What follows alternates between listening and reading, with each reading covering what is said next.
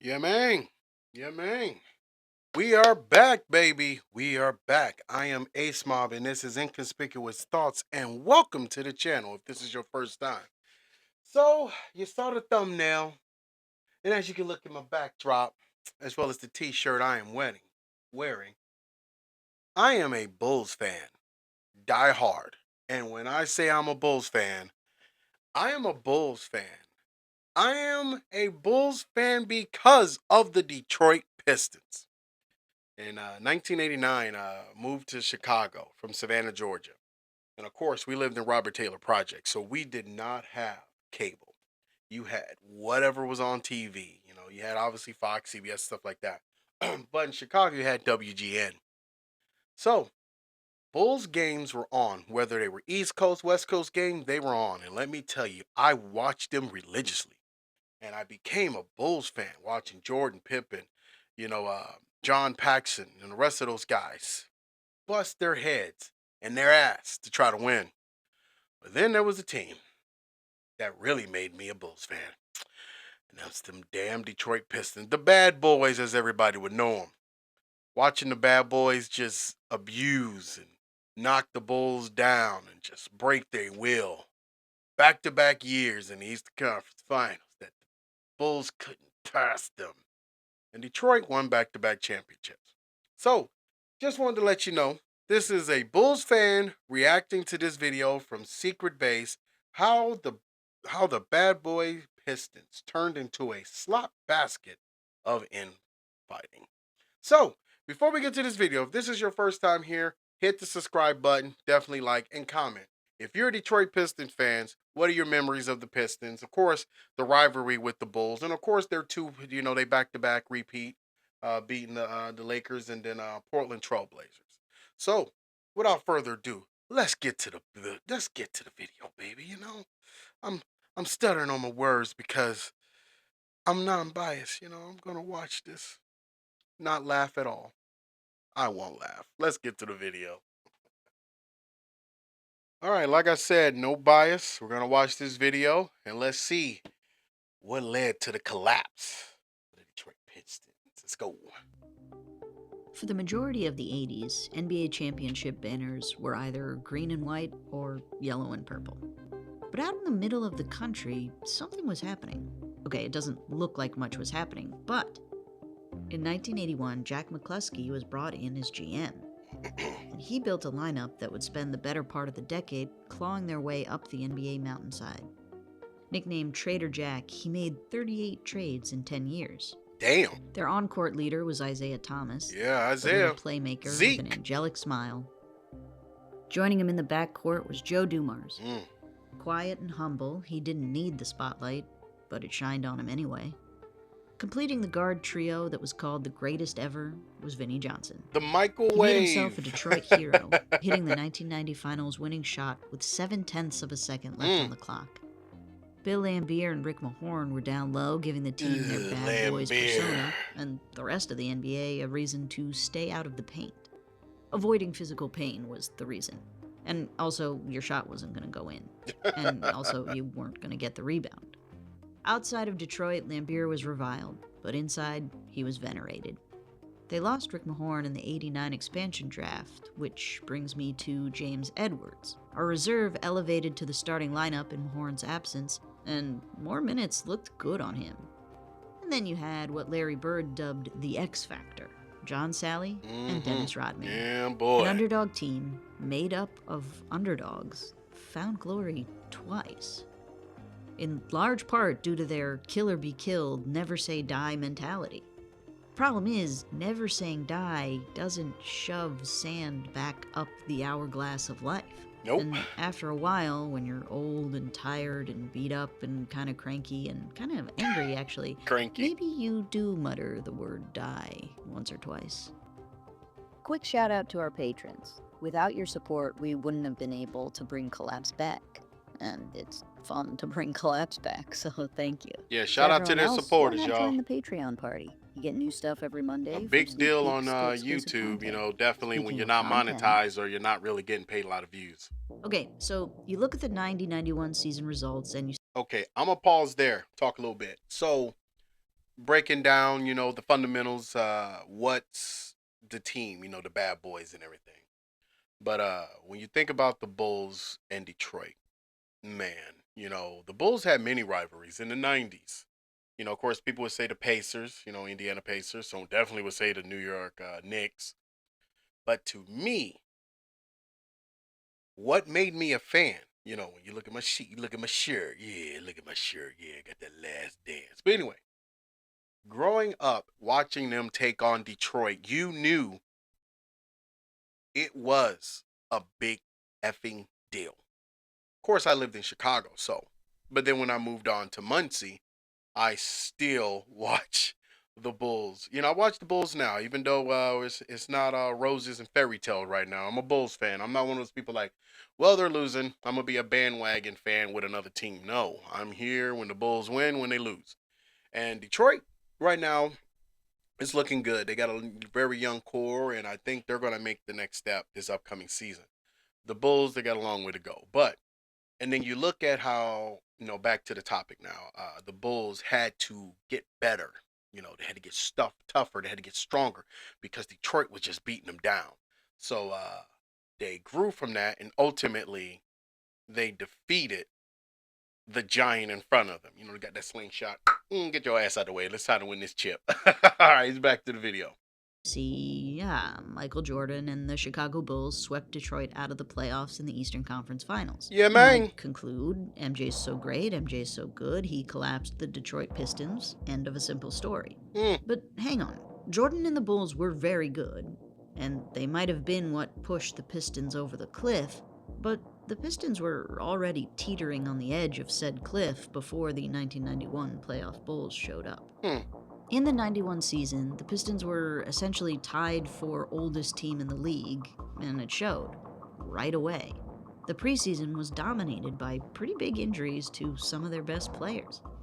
At the start of the season, a bunch of guys had bad backs, classic old man injury, and Detroit lost 7 of 8 at the start of December. Then, just as they were righting the ship, Isaiah Thomas broke his hand and was out for 32 games. The team was a bit lost without their leader. Joe Dumars took on extra minutes, but that was kind of destroying his body. His toe was so swollen he couldn't get his shoe on. Wow. So he cut a hole in the shoe and played 41 plus minutes a game. You have to admire his heart and fear for his body. When Thomas came back and the team still didn't win, Thomas went off on Detroit's new attitude. There was no fire. Where'd this apathy come from? Success. The Pistons were the hare that could sit back and relax and lose games during the regular season, while the tortoises of the NBA slow and steadied their way to a habit of winning. Thomas seemed to be the only one who remembered the hare lost the race, and things didn't magically turn around come playoff time. During Game 3 of the Eastern Conference Semis, the Celtics were crushing the Pistons so badly that at one point the announcer simply said, "This is humiliation." Wow. But Thomas hadn't said die yet. In Game 6, with almost every appendage injured, he hoisted the team on his back and took over in the final minutes of overtime. Pistons advance. Okay, I'm going to stop right quick there. Sorry, I'm going to pause a lot doing this. NBA players were built different. Athletes in general back then. Now, they got load management. I think that's what it's called. Put in the comments what it actually called. If you watch the video and you can comment, put that in load management or whatever it is, or coach's decision. I know a lot of people get mad about that, but you got to realize teams are invested in these players. And, they lost a player in the regular season. They make the playoff. Their star player is not playing. That's why you look at stuff like hearing Joe Dumars. Toe was so swollen that he had to cut a hole in his shoe just to play. God damn. Good Lord. Game has been called the last great game of the Pistons Bad Boy era, which I'm afraid means, it gets worse. Yeah. It was clear the Pistons had to make some moves to keep up with the Bulls and the rest of the league. And Jack McCluskey looked at camera and said, "That's why they call me Trader Jack," while doing finger guns. He immediately dumped 2 beloved and solid contributing members of the team, James Edwards and Vinnie Johnson. It was a blow to an already crushed morale. What was McCluskey thinking? Let's take it one case at a time. For James Edwards, The guy was turning 36, and the GM thought he had a perfectly capable, if not more than capable, replacement already on the roster, William Bedford. You know him. He's the guy who gave so little effort Isaiah Thomas said he didn't deserve to wear pistons across his chest just one summer ago. Brutal. But McCluskey really believed in Bedford, and really believed in his personal ability to turn Bedford around. Okay, so that's his logic on killing one family member. But what's all this about waiving Vinnie Johnson? The guy who just a year ago won the finals with less than a second on the clock? The guy who in '91 was the leading scorer in the Bulls series. You got to realize how different business had to be back then, that you waive Vinnie Microwave Johnson. That man heated up very quick. You know, like when you're hungry after a long day at work and you go to the fridge or in the freezer and you get that Hot Pocket. Get the Hot Pocket. You put that mug in, waiting that glorious 2 minutes. You pulled it out, take a bite. It's hot. God damn it. That's Vinnie Microwave Johnson, all right? I despise that dude because he would hit clutch shots all the time against my Bulls in meaningful minutes in the game. But I got so much respect for Detroit, especially Zeke. Zeke does a lot of charity work. You know, for me being a Michael Jordan fan, Bulls fan, I have to admit, Michael Jordan's a bad person. You know, when you think about him not signing autographs and taking pictures with people that's wearing his gear. Think about that now. Somebody's wearing his gear and he's like, turn your cameras off. Get out of my way so I can, whatever. That's a story for another video. Let's go. Well, he was turning 35 in the fall, and by waiving him, Detroit could take half his salary off their salary cap. McCluskey had no interest in a slow rebuild. He figured if his stars were getting older, he better hurry up and capitalize. The old win-now mentality meant he needed salary cap space now to lure in some new pieces now. Sorry, legendary Detroit hero. Thanks for the championship. With that salary cap space, McCluskey lured Orlando Woolridge, who was extremely productive the previous season with Denver, as well as Darrell Walker, a passionate defender who had a little bad boy attitude to him. With his new roster, the GM was confident the Pistons were title contenders once again. His confidence was perhaps misplaced. If you ask Isaiah Thomas what was going wrong, it was the new guys. The team couldn't generate offense, a role both Edwards and Johnson once filled. Wait, though, isn't Woolridge good at scoring? Well, Coach Chuck Daly, who wasn't in love with McCluskey's offseason moves, didn't know how to use him, or Walker. He tried having Woolridge come off the bench, but Woolridge couldn't get hot right away, and then Daly would bench him for not producing. And the coach basically just didn't play Walker. The GM had no patience for the coach's struggles. But he was kind of done with Daly already. At the start of the 91-92 season, he hired Miami's coach to be the Pistons' color commentator, and also allowed him to watch practices, causing many to compare Rothstein to a vulture, and Daly to carrion. So everyone. That's another thing. Another thing about business. You bust your butt. You are the reason why a team gets to where they're at. Now, I'm not trying to discredit the players, coaches aspect of what determines how a team plays and win. But let's just be honest. Coach Daly was a phenomenal coach and a feared coach. You know, when you think about Pat Riley, Casey Jones, obviously later on you think about Phil Jackson. I mean, I can keep going, but those are the names that are coming to my head right now. You forget that this MFer brought you something. And I feel like loyalty in sports is a non-existent thing. Whether you're a player, you're an owner, you're a coach, a lot of coaches got that we got to win now mentality, which is fine. But let's just face it, Detroit just won back-to-back, and now they're on a downward spiral. I feel like what they should have done is really looked at, let's get young players to play under Isaiah, and Joe Dumars and Lambeer, Rodman and Sally, to where as they're going down, these individuals are growing. So they should have brought, sort of like a farming system. They should have just had like 3 or 4 players on the bench that's learning how to play basketball, learning the Detroit Pistons way of basketball, to where they can carry on the Bad Boys image. But that's just me as a fan talking about how I would have done it. But it's like fantasy booking. You never know if it's going to work. Let's go. And from the locker room to the sideline to the front office was having just the time of their lives. Then, in January, news broke that Woolridge received a gigantic contract extension, and he received it during training camp before ever playing a game for the Detroit Pistons. With this news, the locker room simply imploded. Because, you see, there were a few guys who had asked for bigger, longer contracts and had not received Just them. create division in the Guys locker who room. helped That's the never team good. line the trophy case. And because it was a further insult to James Edwards and Vinnie Johnson. Woolridge's instant contract extension became a memo from management. It said, there will be no loyalty or appreciation for past efforts or accomplishments. Lambier explained, it was every man for himself. Crazy work. Crazy work. And blamed McCluskey for everything. The GM wasn't super pleased with that, especially because after Lambier's comments, the Pistons restructured, forcing McCluskey to report to new president Tom Wilson. Even Woolridge, with his big contract tucked under his arm, wasn't happy. The Pistons entered the '92 playoffs with deep chemistry issues, offensive issues, and old man issues. They left the playoffs after the first round. Hadn't happened to them since 1986. The press declared the end of the Bad Boys era. Let's be honest. As soon as the season ended, Chuck Daly resigned. He knew where he wasn't wanted.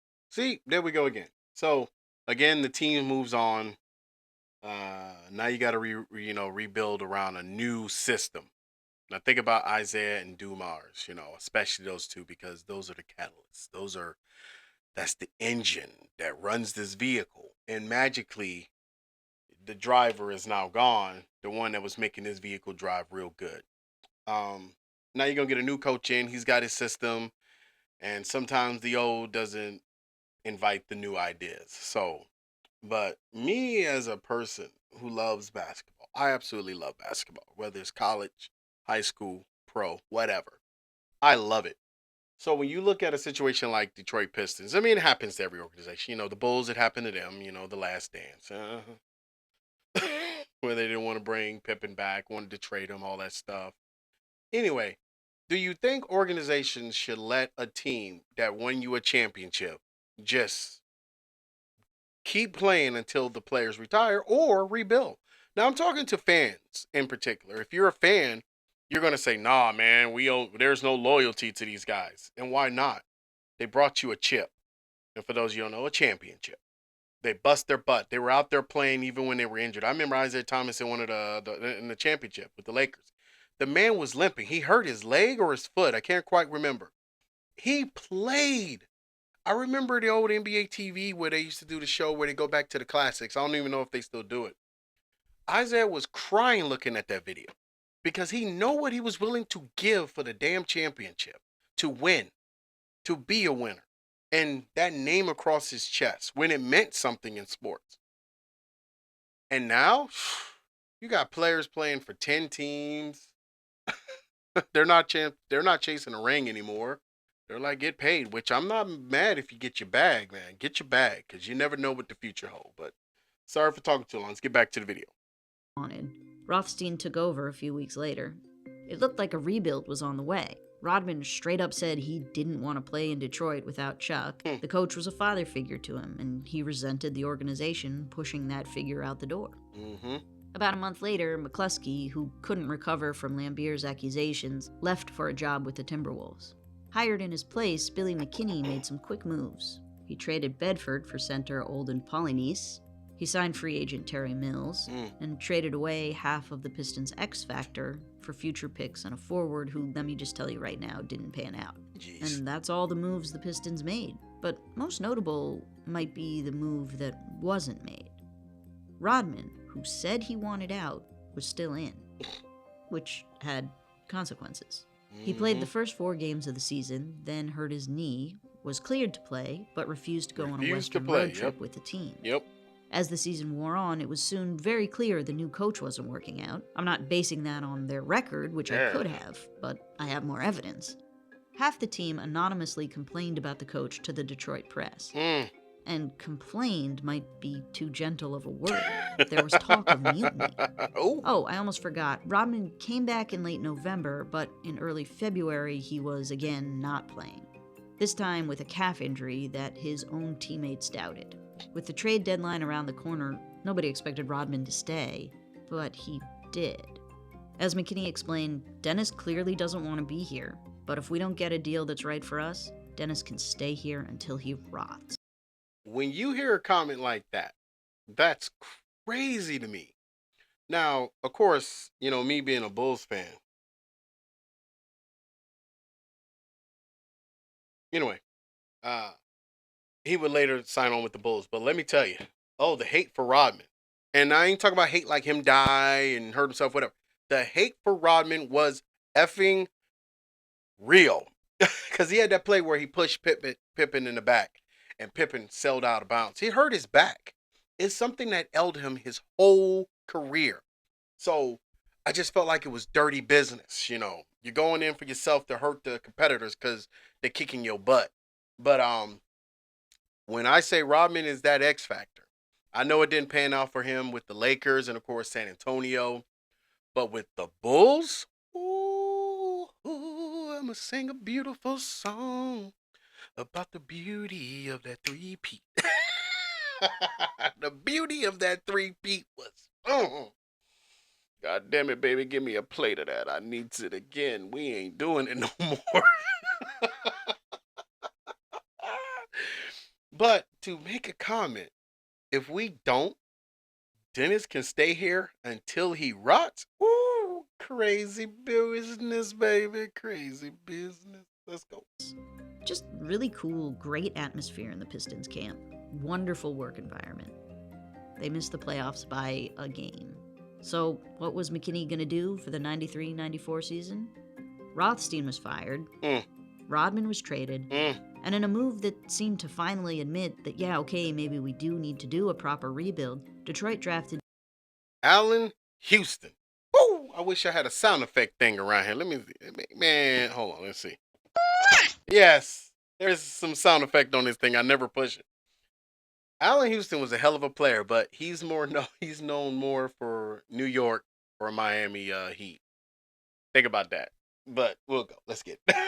2 young guards to learn behind Isaiah Thomas and Joe Dumars. But the old guards didn't plan to go anywhere anytime soon. Thomas was in the last year of his contract, but he wasn't retiring. Both were all-stars last year, and Dumars had the most productive season of his career. Lambier, now 36, didn't plan to retire either, but he was shifting to a reserve role, which he was cool with. Only issue, he now scrimmaged with the reserve team in practices, so he was playing against Isaiah Thomas and the starters. What's wrong with that, you ask? Oh, big time. Well, in the last practice of the 93-94 preseason, the punishing big man broke the starting point guard's rib while setting a pick on. Okay, now think about this. If you're a basketball fan, you know about this infamous story when it comes to Detroit Pistons. The Isaiah and Lambier issue. I remember hearing it, and I thought, wow. Of course, after everything that happened, like I said, Bulls, Detroit, just everybody, every other team in the league was just happy to see them going through hell. So when this happened, I was like, damn, they're beating each other up. They're beating themselves up. Instead of beating the league up, they're beating each other up. But it happens, but I just felt like, did it ever really get to the point of, we cool, baby, let's just get back to basketball? I don't think so. The starting point guard. Isaiah was livid, and he would have fought Lambier, but the whole rib just broke thing prevented that sort of movement. And if you can believe it, that was not the only Pistons controversy of the preseason.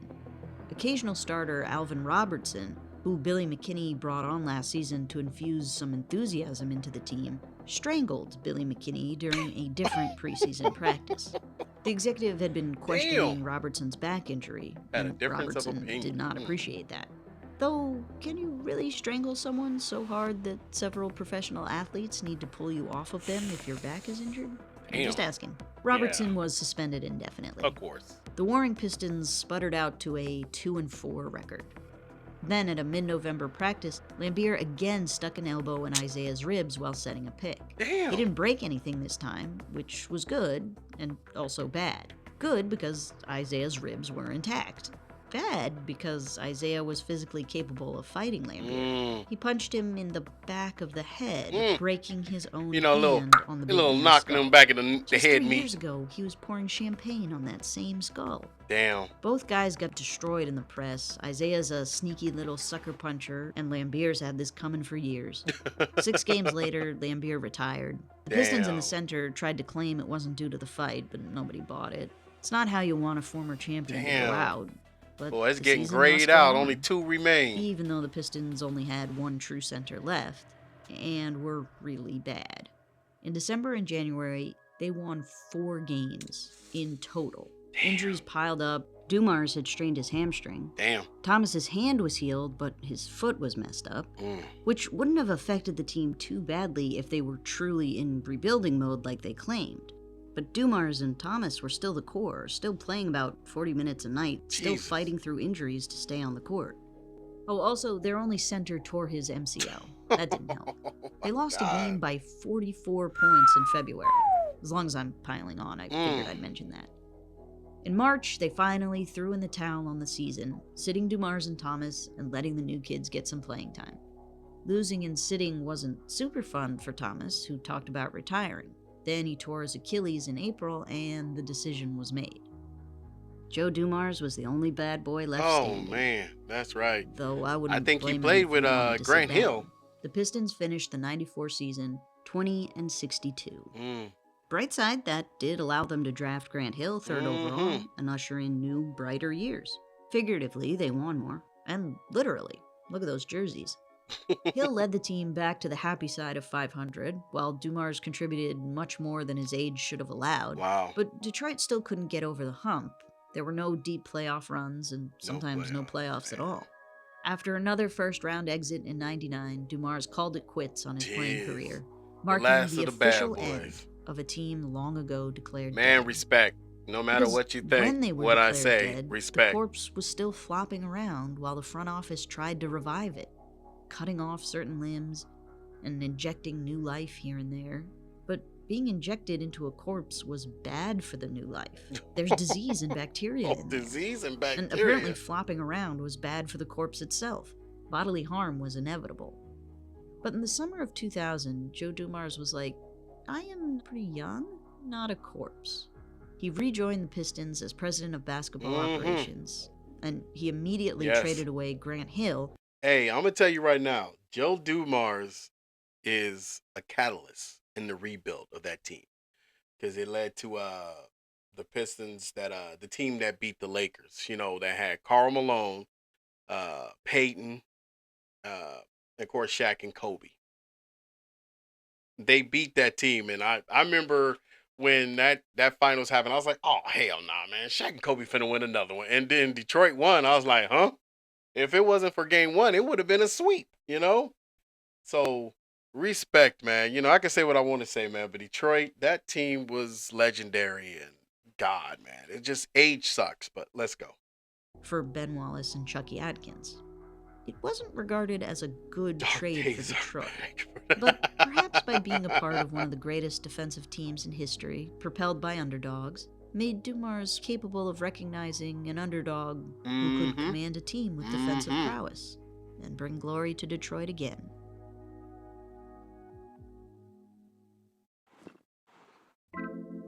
Yes, that was a good video. So make sure you guys go over to Secret Base and definitely subscribe to their content. It'll be a link in the description to this video so you can watch it on your own time.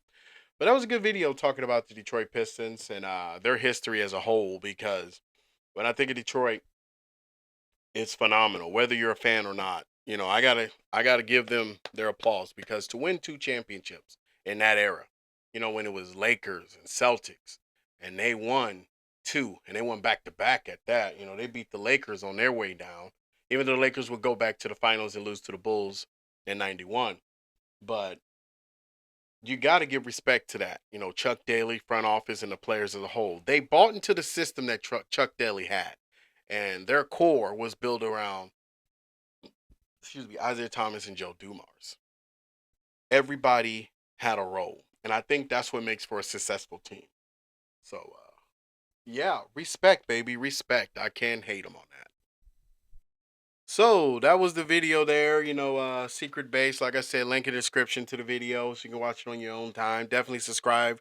That was a great video to react to. Like I said, I'm a Bulls fan reacting to a story about the collapse of the Detroit Pistons. But in their defense, they've been to the finals since then. The Bulls have not been there since. You get it. But anyway, another thing I could talk about is that do you know how many players from the Bad Boys team won a championship with the Bulls? I might need to put that in a post, in the community tab.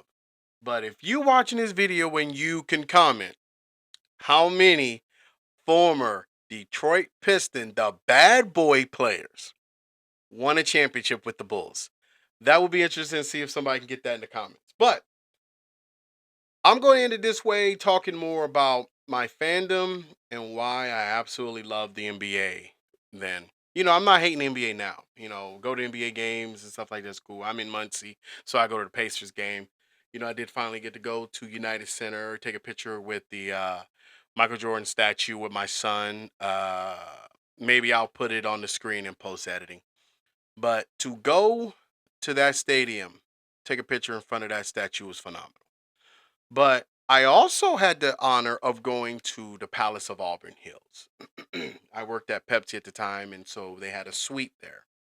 So I was able to score some tickets, and myself, my wife, my daughter, Maria, and my brother, Boss Man, we went there, and let me tell you, it was awesome to go to the Palace of Auburn Hill because you had the Malice in the Palace, and then of course the countless games where the Bulls got their butt destroyed. So it was great to go there before they tore it down. Of course, they got Little Caesars Arena in the heart of Detroit.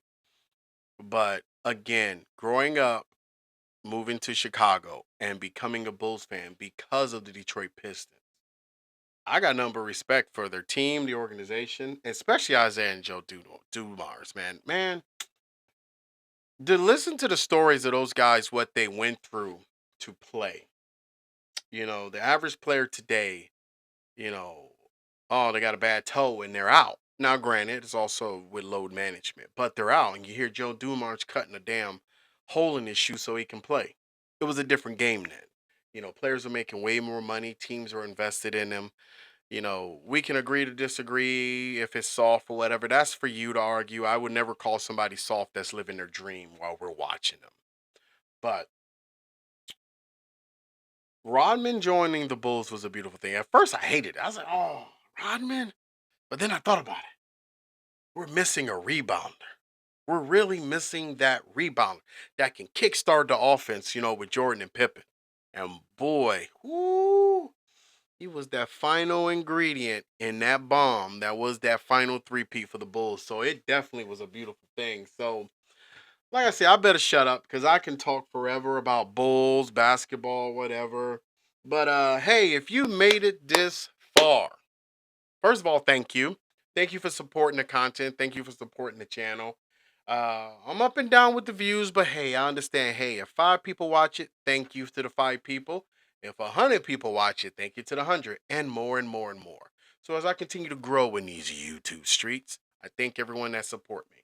But if you like the content, definitely hit the like button. If there's something you want to comment, hey, leave a comment. Talk about the Bulls, talk about the Lakers, the Celtics, Detroit, especially if you're a Detroit Pistons fan. Just talk about basketball in general. Um, Definitely unsubscribe to the channel. Stay in touch with your boy, the content and everything. So again, I am Ace Mob. This is Inconspicuous Thoughts. Thank you for sticking around. And hey, to the future, we could do more of these videos, or you could put in a comment of a video you think you would love me to react to. So I'll leave you with this. It's always going to be confidence. It's always going to be beautiful. And it's always going to be about spreading goodwill. And how I do that is simply this. No matter what's ailing you in your life, always remember to be humble and kind, because you don't know what's ailing the person next to you. So, to get love, spread love. To the heart, to the sky, now to you. Love, baby. Ha ha. Enjoy the rest of your day. Right on.